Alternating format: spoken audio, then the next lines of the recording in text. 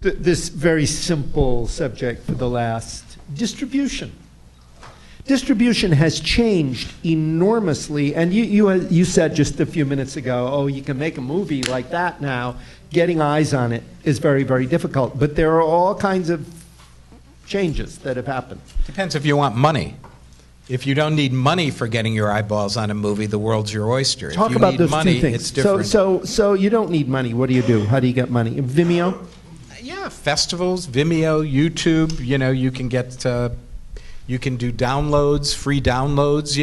A friend of mine made a fairly substantial budgeted movie, and it ended up actually being the most pirated movie of the year, because it got leaked.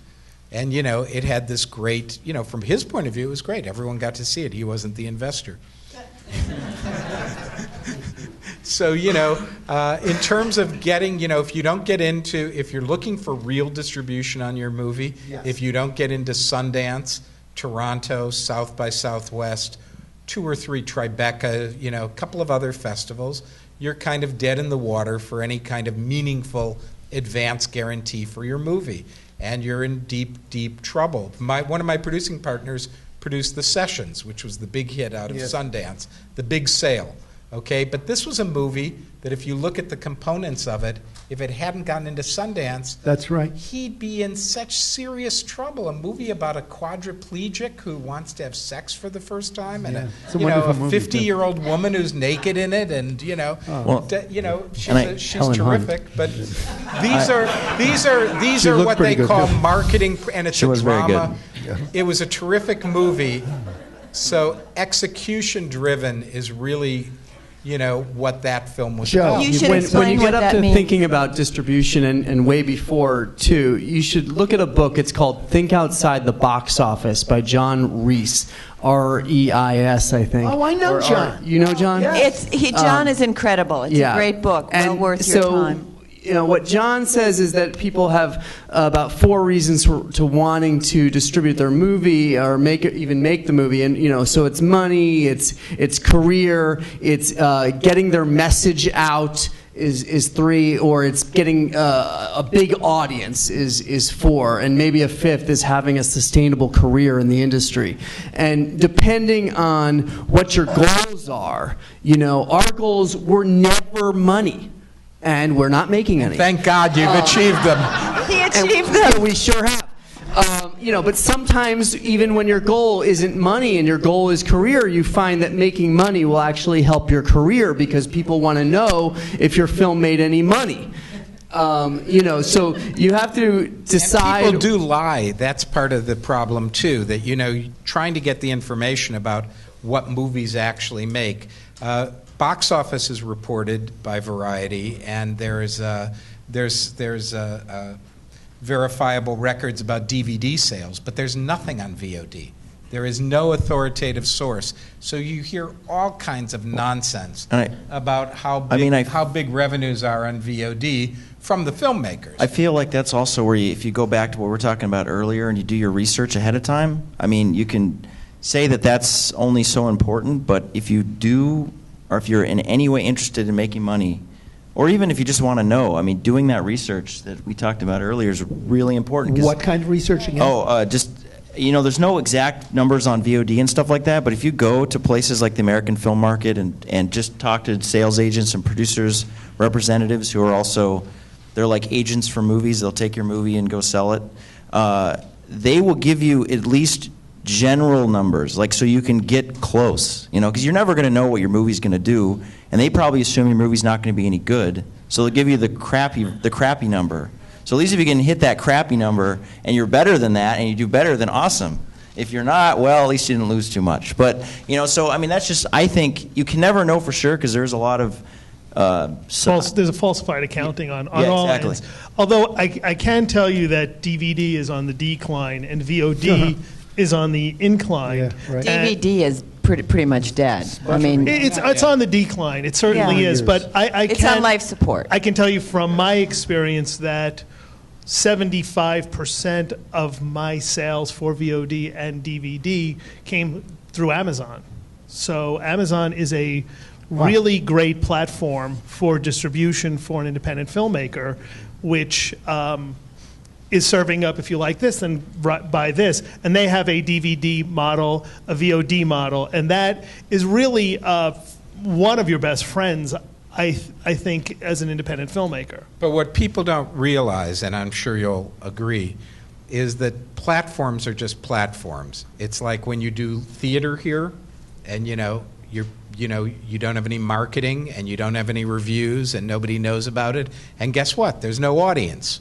It happens all the time.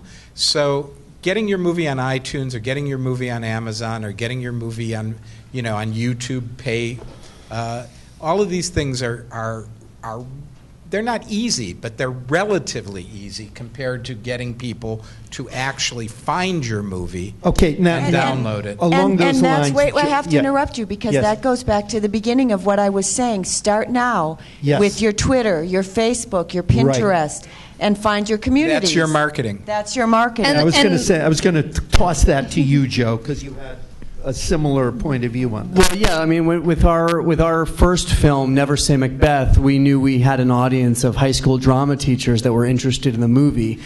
We knew that because they were contacting us when we first started showing the movie at festivals. They were like, "Hey, how can I see this movie?" And we're like, "Oh, I think drama teachers might like our movie."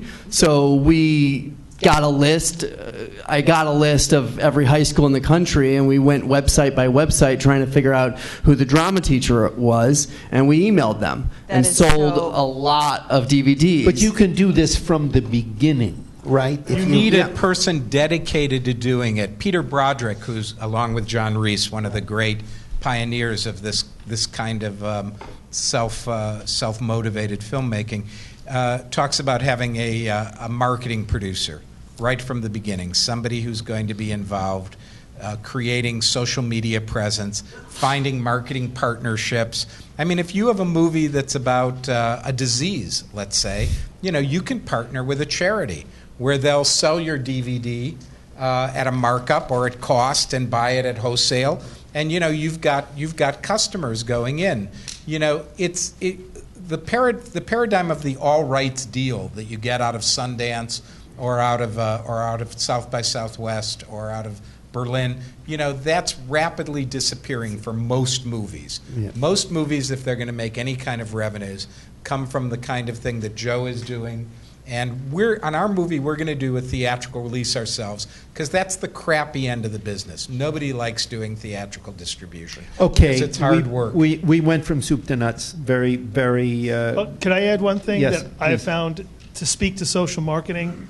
Because I have actually been very successful with social marketing in the sense that I created a webisode, and what I did in creating my webisode 3 years ago my webisode not only generates money monthly, but also advertises my movies. And I've had 20 million views of my webisodes, and every time the webisode plays, there's annotations, and at the end it's like, if you like this, buy my movie. That's brilliant. That's 20 million people who have seen that, and I sell a lot of DVDs and VOD because of that. Now, the nice thing about that marketing is that it's putting money in my pocket every month as opposed to costing me money every month. Right. Toru? Yeah. Where are you?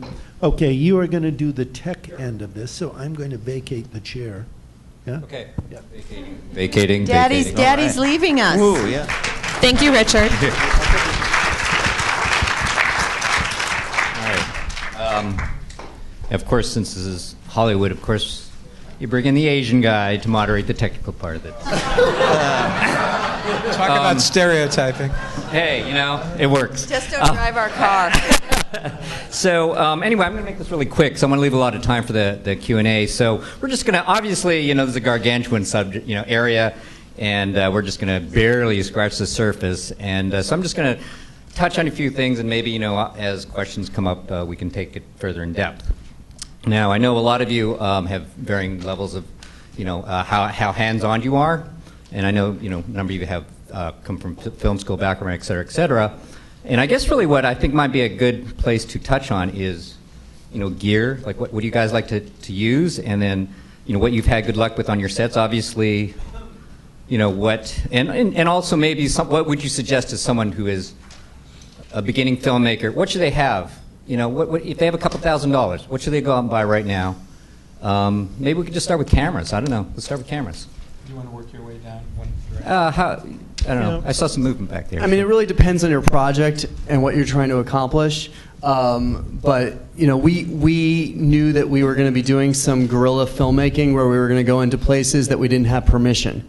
And so for that reason, and that reason alone, we used the Canon 7D, which is a very small still camera, and it looks like a still camera because it is a still camera, and it allowed us to shoot in Osh and a gas station and a Magic Convention. This is being videotaped, Joe, so maybe I wouldn't mention exactly where you snuck in. Well, I'm not talking about Orchard Supply Hardware. I'm talking about Osh. Oshkosh, Wisconsin. But it really depends on your project. Yeah, the one thing about the 7D, just to know, it goes out of focus very, very easily, and I think the limit on it is was it 11, 12 minutes or something like that. So, if you want to do these really, really super long takes, it probably wouldn't work for the 45-minute takes that you were doing. But if you've got shorter scenes, then it's a good one to use. I had actually wanted on that 7D. Is it worth stepping up to the 5D in terms of? I mean, I know that's a few grand more or something. Grand more or something. I've never heard people say step up. Well, to step the up, right. I'm talking about money. Yeah, I mean there are advantages and disadvantages to both cameras. I think as a still camera, the 5D is a better camera, but the 7D has perks over the 5D. Our cinematographer liked the 7D better because he said the controls are easier to get to. Okay. For filming, that's why he preferred it.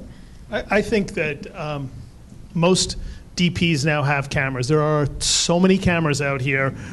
Reds are a dime a dozen. So many people have cameras that I think that I would not spend my money. I own a camera only because I shoot all the time, and I got a super deal on one years ago. But I think that you would be better served as an actor to have a decent prosumer camera that you can tape yourself. Learn how to light yourself decently so you can put yourself on tape. Just a small lighting kit with a decent microphone, and understand the concept of a nice background. Set up an area in your apartment with a fairly good quality camera. You don't need to spend a lot of money on it. Have that camera and use that to tape yourself, to submit yourself. And that camera will also serve you for making YouTube videos and taping auditions when you are directing or looking for actors. As far as when you are going to make your movie or you're going the next level professional, I think you're probably going to hire a DP. And when you hire that DP, he is going to have a lot of opinions about which camera he wants to use, and he may even own it. And at that point, you'll get a really good deal on him and his camera, and you won't have to have spent a lot of money. So I would concentrate, my advice is to concentrate on a decent camera that you can record yourself for your auditions with a good microphone and a small light kit, and you can make yourself look really nice when you are sending that tape in. And I think, though, with some of these cameras, the more, when we get into, the Red or the Alexa and you get into more complex or, higher level cameras, like we said earlier, but you need to have a team that understands and has the experience with that camera. So, for instance, on Love in the Time of Monsters, we didn't have the budget we had set out originally to make the film. And one of the things that we really wanted to shoot on the Alexa. We didn't want to shoot on the 5D. We knew there were going to be problems with some of our action sequences if we shot on that camera. So what I did was I went to Panavision and I got the New Filmmakers grant for us. I had done it one other time before on a short film, and I knew that there was a good chance we were going to be able to get that. So I contacted the guys over at Panavision, and we got the Panavision Genesis, which is what Captain America was shot on. But what that meant for us was we needed to up our insurance a little bit, and also hire a good team, a camera team that knew how to shoot on that. But that for us was important. So we knew that was one of the things we really wanted to spend our money on. We got this amazing camera for free, but we spent a little bit more money in other areas in order to make that happen for us. Yeah, just one thing. We did buy our camera, our 7D, and I will say one advantage of that was that if we needed just a quick pickup shot of something, we didn't have to wait for our cinematographer. We didn't have to wait for his schedule. We could just go and grab it. If we just needed an establishing shot or just a shot of Joe, walking across the street or something like that. So that was helpful for that. Because the hard things are the story and the script and the acting, there tends to be this tremendous impetus towards obsessing about the camera and the image that you really have to resist. I'm now really a proponent of this idea of the good enough camera. It is great to have a camera of your own. There's a new one out that everyone's kind of excited about called the Black Magic, which is about $2,000. But by the time you get lenses and things for all of these, it's never $2,000. Somebody once said, "What's better than having a yacht?" And the answer is having a friend who has a yacht. And this holds true for the camera as well. Find a friend who has a really good camera, and when you go to make your movie, a lot of it will depend on what you're shooting. I mean, these Canon cameras that look just like ordinary cameras. Somebody just did a movie that's finally free of litigation, I guess, in Disneyland that's getting a real release. They snuck into Disneyland and nobody cared that they were shooting a movie because over a long period of time. It looked like they were just shooting, stills. So, that kind of camera is great for things like that. There's a lot of digital cameras that are low light. When you get one of these state-of-the-art big cameras, you are now committing to a certain kind of crew. We shot our movie with Thomson Viper Stream, which is what Fincher used for Zodiac and Benjamin Button. It was kind of a state-of-the-art camera. Now you can get it for free, I'm sure, pretty much, because these things keep evolving. It's like last year's iPhone. The prices and the rentals drop dramatically. And at the end of the day, what's important is your story and your actors and and what you're telling. If the image is soft, it's going to be a problem for theatrical, but it's not a problem for the web or for a lot of other digital uses.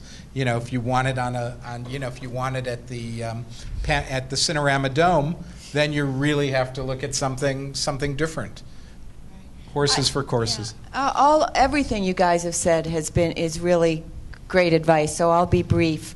I thought what JC said is really smart, and what you said about getting a camera that's good enough, or don't get one. Have a friend that has one, because the technology gets out of date so quickly, and nobody here I would not recommend that anybody shoot their own movie. So you are going to get a DP who is going to have his own camera, who's going to have an opinion on what he wants to use.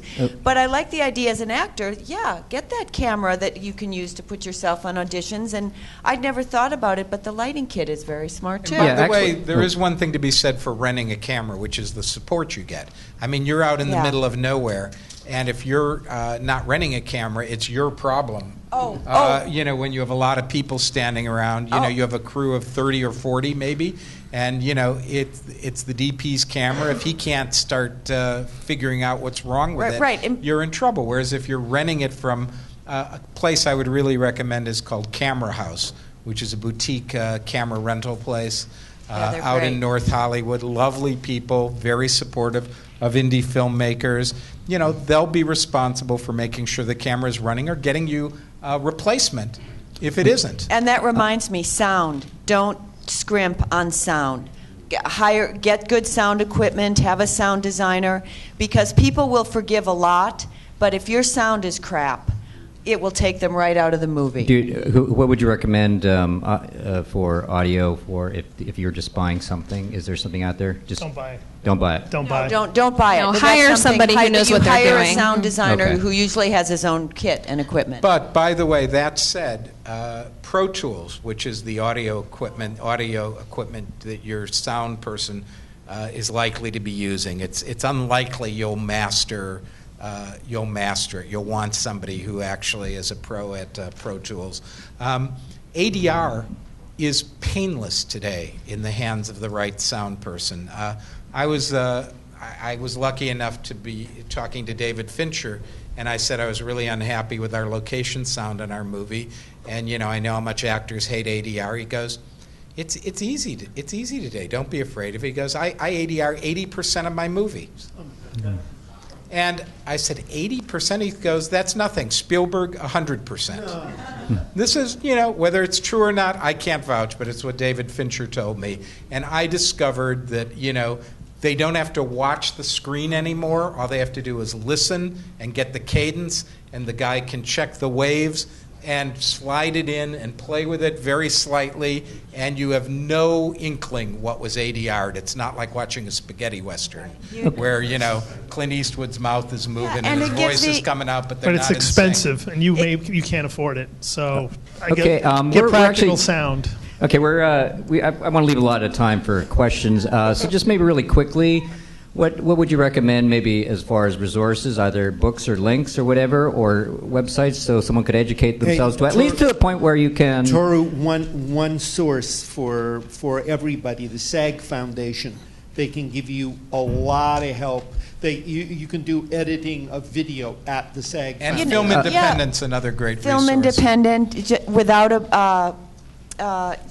Without a box? Think outside the box. But you know what? I'm sure between us we have our favorite websites and things. Why don't we put together a list and we could email them to you and you could share. Okay, that sounds good. Let's do it. If you go on the Radio Free Albumeth Facebook page, we'll email you some links. But you got to like the movie. Yes, please. Yeah, for all of us. I like hope you'll all movies. like our films, Radio Free Albumeth. Magic, JC. Like in quotes. Right. We don't care if you like our movie. We just want you to like it. No, like me, please. You really like Okay, me. and all these links will at least get people to the point that they can talk to their sound and their DP intelligently, right? And there's a lot of great newsletters out there, like Peter Broderick's, John Reese's. Ted Hope has a great newsletter. Love Ted Hope.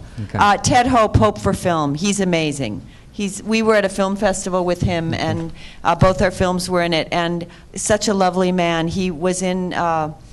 He was one of the people who selected our film to show screen at at Lincoln Center in June. And now part of he their Indie Night runs series. the San Francisco Film He Society. just quit, actually. He just quit SFF? Oh, Quit wow. this week. Well, he used to run the SFF. He wants to go back to being a producer. Okay, I think we're going to questions now, yes? Okay. Switch. All right. Really? Just put this So I'm just going to... Yeah. Yeah, so just if you have questions... Raise a hand. Yeah. Yeah, I was wondering, thank you all for being here, by the way. I was wondering if all of your films that you're speaking of are feature length, or have any of you done live action short films for possible film festivals or short distribution? Our films are feature films. We've done a couple shorts. The thing about us is we dove in and did a feature before we did any short, so trial by fire.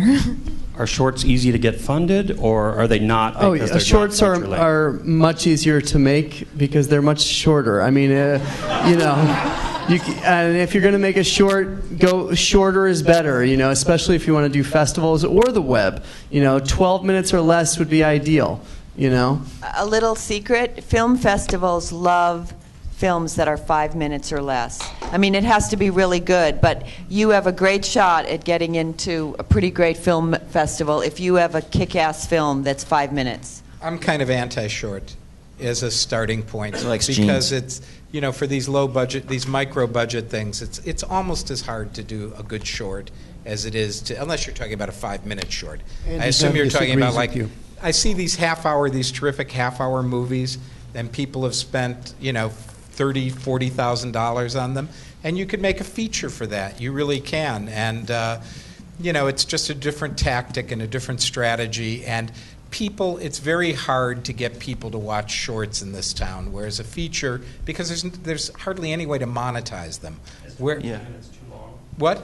22 minutes. Yeah, it's hard to program, especially for a festival. I mean, if you think about it, when you go to a film festival, before the feature, you might have 3 or 4 shorts, or a few shorts, or you have a block of shorts. Maybe there's 8 short films. If you have a 22-minute, you can't fit many more short films there. So in terms of programming, it's very hard. Also, how many short films do you guys watch? I mean, I watch hardly. I judge some competitions and I watch them, but But otherwise, I'm not really watching shorts. I feel But like it's a great way to learn. And like there's 48-hour film festivals out there, things where you make a short in 48 hours. It's a great learning experience. And spend no money. yeah. And what JC is doing with webisodes, I think that's really clever. And I think as an actor, you can potentially get a really nice piece of tape for yourself by writing a short scene and really learning the basics of production, learning how to shoot a scene, learning how to direct yourself and another actor, and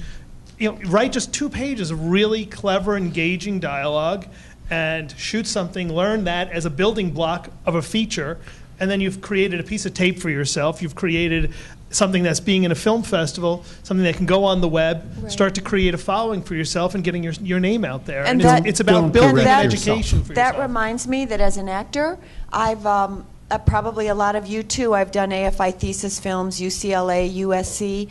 Some of that stuff is on my reel. And also you meet people. You meet other directors and filmmakers and PAs. So that's a great thing to do as an actor and as a resource finder. Yeah, it's a great learning tool.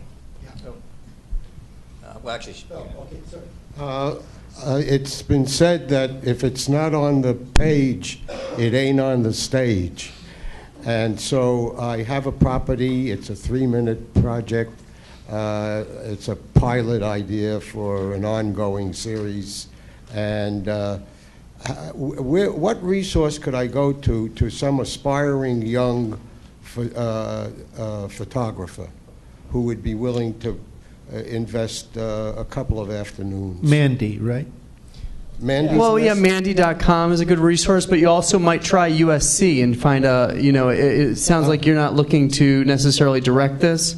Well, yeah, I'll direct it. Okay. I'll act in it. Okay. And, Well, then you need an experienced DP, and I would go to Craigslist or Mandy.com. And You figure the you same wanna thing pay for a sound person? Yep.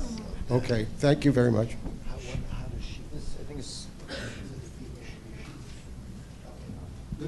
who's next? Get lucky right there in front. Hi, thank you Great very much. T-shirt. I've been hearing a lot of talk about distribution in China and Eastern Europe and how it's fairly easy nowadays as opposed to before. Can you talk a little bit about that? Well, I think for most people, the easiest way when you're going to make a film is to find a sales agent who deals with foreign territories. And that sales agent will go out there and they will represent your picture for a percentage of the sale. And then he will go out there and you will furnish them with the deliverables, which are the elements that they'll need to furnish to that particular country. So if I'm going to hire someone to sell my picture foreign, they'll identify that each territory is worth a certain amount of money.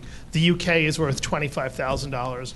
Australia is worth $30,000. Benelux is worth $5,000. And then submit to me as the filmmaker the deliverables, the elements that I will need to give them those territories. Then they will take a percentage of that money and then make that deal. So as far as foreign distribution, I would probably say I would consult a sales agent who breaks the world down into those territories, and then we'll go out and specifically sell the rights to those territories.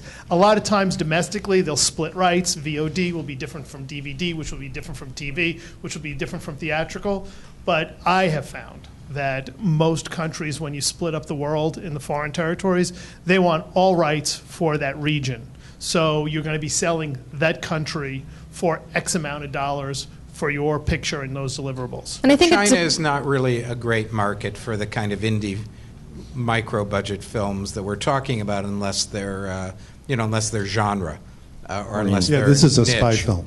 It's a spy film. What do you intend to have name talent and because they're Some name talent. They yes. have China has quotas. It's hard for the studios to get good distribution in China, so it's challenging. It's But getting I've heard better. they love American movies. I mean, Well, they just can't get enough of them. That's what They I'm love hearing. to they used to love to pirate them. I was That- going to say, and Yeah. it depends on what it depends on what Paying for them. it depends You know on what that. your goal is. I mean, and people will say different things, but at least from what I have heard and seen, if your goal is to get domestic distribution or theatrical distribution in the United States, you don't want to go and sell overseas or sell international first.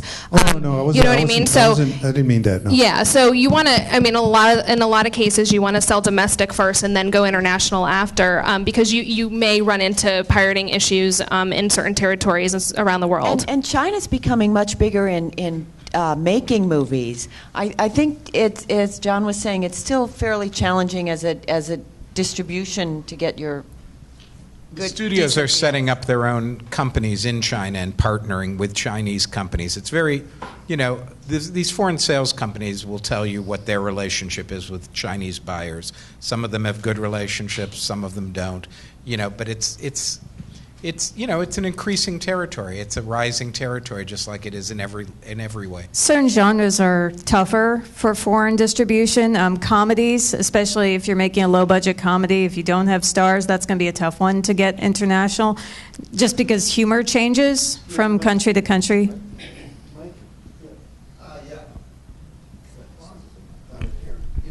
A question for you all.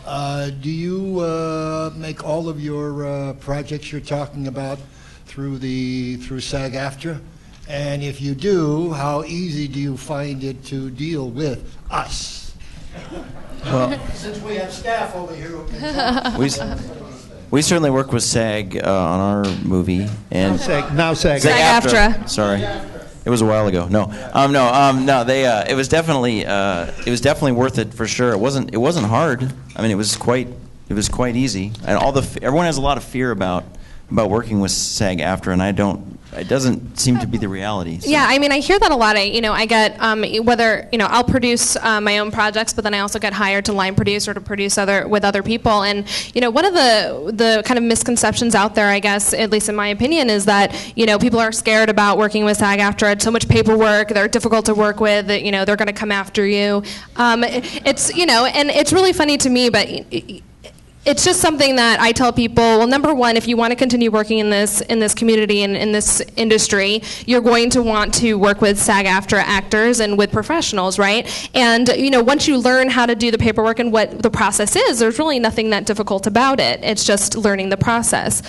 So for me, every project that I work on is a SAG-AFTRA project, and, I wouldn't discourage people from working with the unions, and, I've always had a good experience, and so I share that with people, and then they feel a little better about it. But you want to, make sure you have somebody that at least understands the process and can kind of walk you through it if you've never done it before. Yeah, we definitely did. They have a SAG our contract, and what's great about it is that they have templates. So for the micro budget, for SAG-AFTRA, what all the official names for the different budget levels, you've got your contract right there. And if everybody, as you were saying, is getting paid at the same rate, boom, it's good, and they're accessible. That said, I'm calling you guys tomorrow. You're all union actors, so I don't need to tell you this, but I tell other people this, which is, you can't make a good movie in Los Angeles in any kind of efficient manner without union actors. You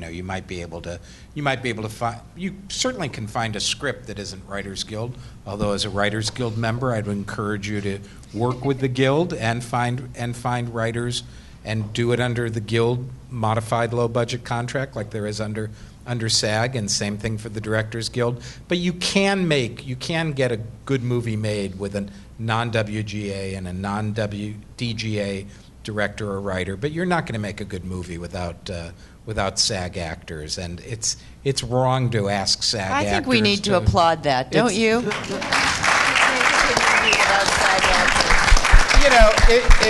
Now I'm going to qualify it, and you can take back your applause. If you were making a movie in Athens, Georgia, you could get away with it. You could find community theater people and stuff, and maybe make a decent movie. But here, anyone who can act is and has any kind of experience is going to be SAG. You're crazy. SAG-AFTRA. Sorry, you'd be crazy not to take advantage of their experimental contracts and their modified low budget contracts. Well, they don't have an experimental contract anymore. Is that gone? That's way gone. And so the experimental contract allowed you to make a feature film without paying your actors. But what happened is movies would end up at Blockbuster and the actors would never get paid. So that's no longer. So now it's SAG ultra low budget, which is $100 a day, and then you have to do P&H and payroll and overtime, and it can add up. So you have to count on like $200 a day per SAG actor.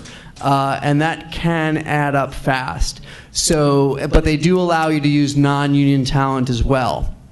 So if you're looking for actors under the age of 30, you will find non-union actors who are talented, but anywhere over 30 worth their salt is already in the union, and you'll need SAG actors. So you'll want to look at who do I need as SAG. Hopefully you can get as many SAG as you can, but it can get expensive. And you got to remember that you're going to save money too by using union actors, because we were up in the woods of Northern California, like the redwoods, and we only had 3 weeks. We had 18 days to shoot this crazy, intense, amazing script, and we didn't have time to do a ton of takes. So if you use non-union actors and they don't know what they're doing, you're toast. And you guys know this. I mean, like, we needed to go, and those actors, they just like came in and just knew their stuff and just hit it, and we just could cook through. So you actually save money by using union actors. Well, I will say this, that I'm glad that you're asking me this question now and not 5 years ago, because the answer would have been different.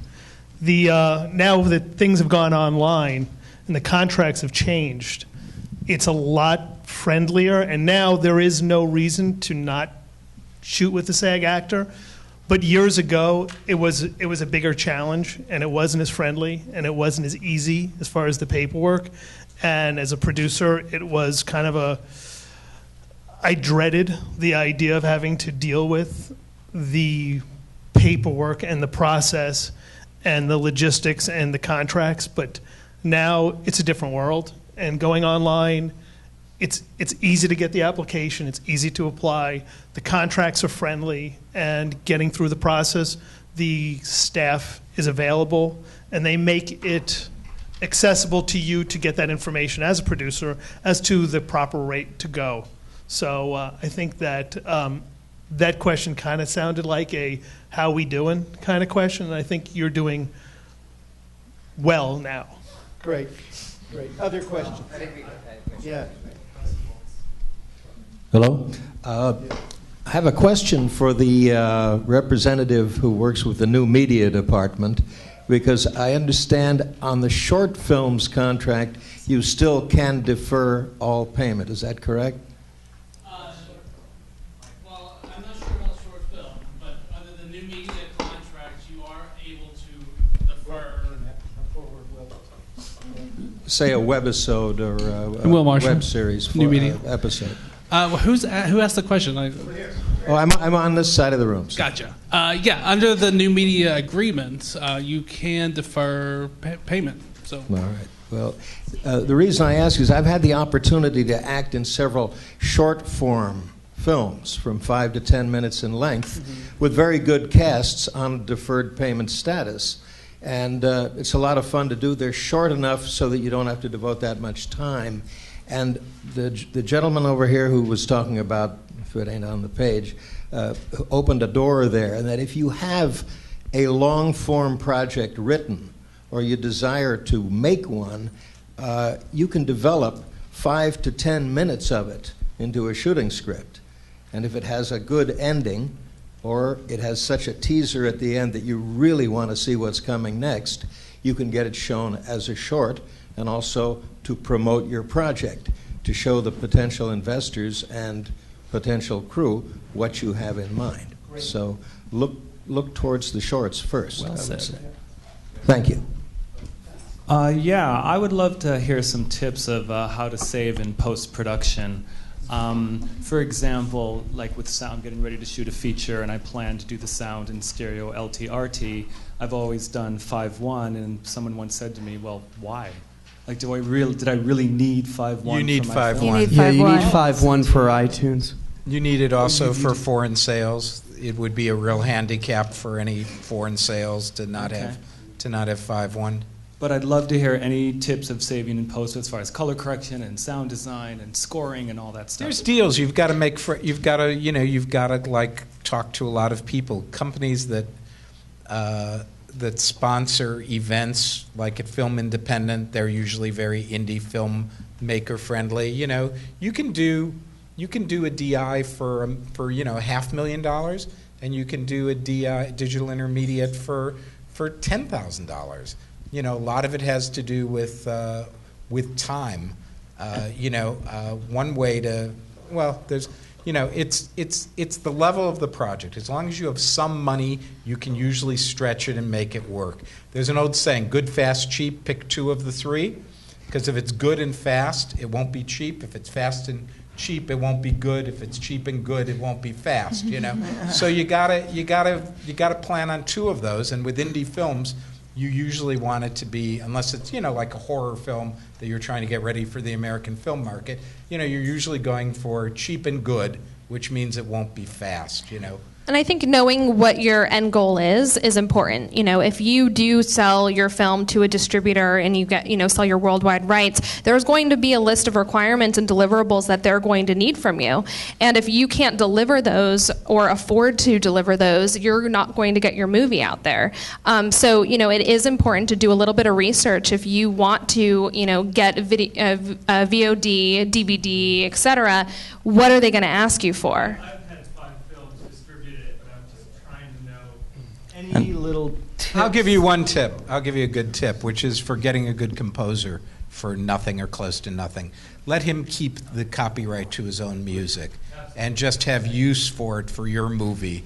It's a great way. If you ever have to go back and negotiate a soundtrack deal with him, that's fine. It's unlikely you're going to do a separate soundtrack album kind of deal. Well, and a lot of post houses. You can do a lot of color correction in Final Cut. And that's the thing. A lot of post houses realize that, and they know that people will do it on their own. So if you can go to them, and if you have a little bit of money, you can say, "Look, I'll work off hours. We'll work with like your second guy, the guy you just hired, who you're not too sure about, or whatever." Because what we did, our post production supervisor is our director's wife, and she works in reality TV. So she's like doing like America's Top Model or something, right? So we go to the post house that they work with, and we just said, "Hey, we're just this small movie. Can you fit us in?" And they give us like an amazing deal. And they did, and weekends and at night, overnight. And as long as you don't need it like tomorrow, they will work with you because that's the good, fast, cheap thing. That's exactly it. Flexibility when you have a deadline. That goes with everything. Well, we did our own editing.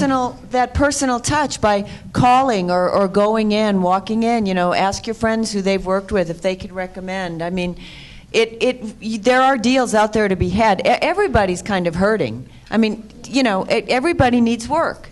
And lie about your budget. Tell them it's lower. Definitely. Yeah, Tori, go ahead. Yes, hi there. I was wondering if you have any suggestions on how to seek out potential producers for, say, a webisode type of project with shorts, because there's not a lot of glory in that. It's a short project. Isn't Mandy.com a good resource? Or yeah, and think about things like Facebook and LinkedIn. We found a really great trailer editor on Facebook. I just found some group on Facebook. You can find groups of anything, and there's people out there who want to, are just coming out of film school. There's a UCLA producing program. There's people who want to produce. And there's people working reality TV who really want to be working in more narrative stuff, and they want an opportunity to do that. And sometimes when they're working on reality, they get pigeonholed in that, and they really want something else on their resume. But always ask yourself, would this be something I would want to do if somebody were coming to me with this proposition?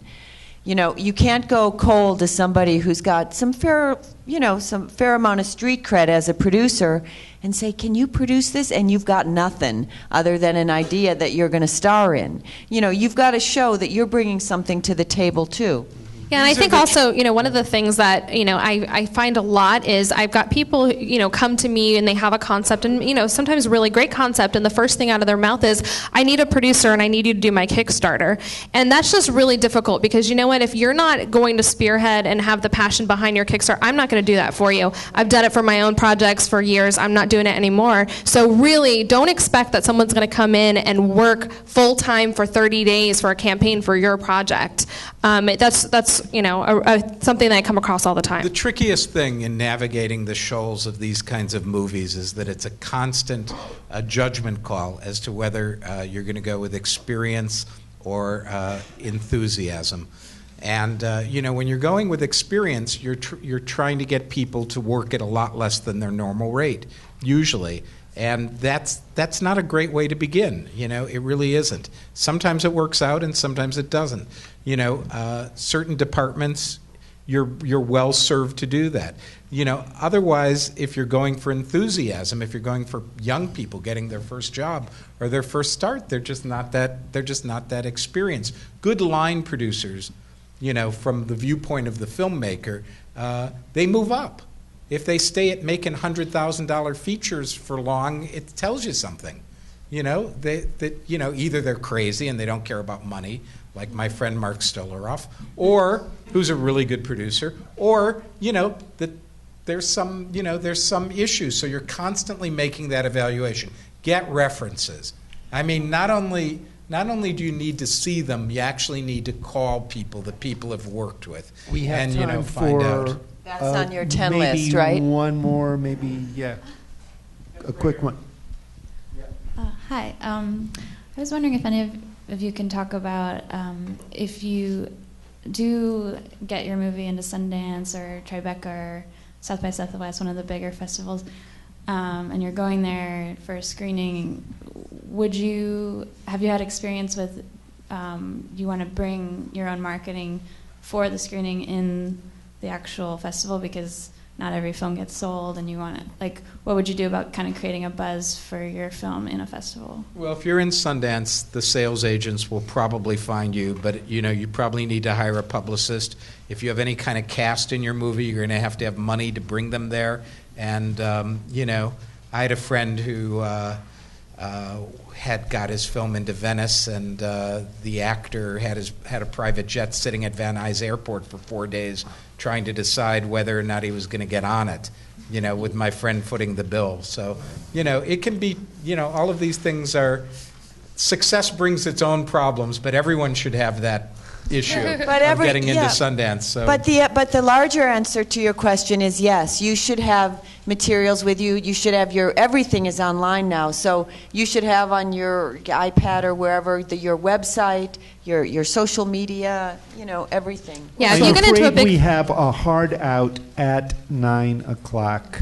I want to we can continue conversation out in the lobby. I want to thank this panel: Joe Gold, Tammy Kaplan, J.C. Calciano, John Allen Simon, Elizabeth Carr, Allison Brenor, and Andy Gunn. Thank you.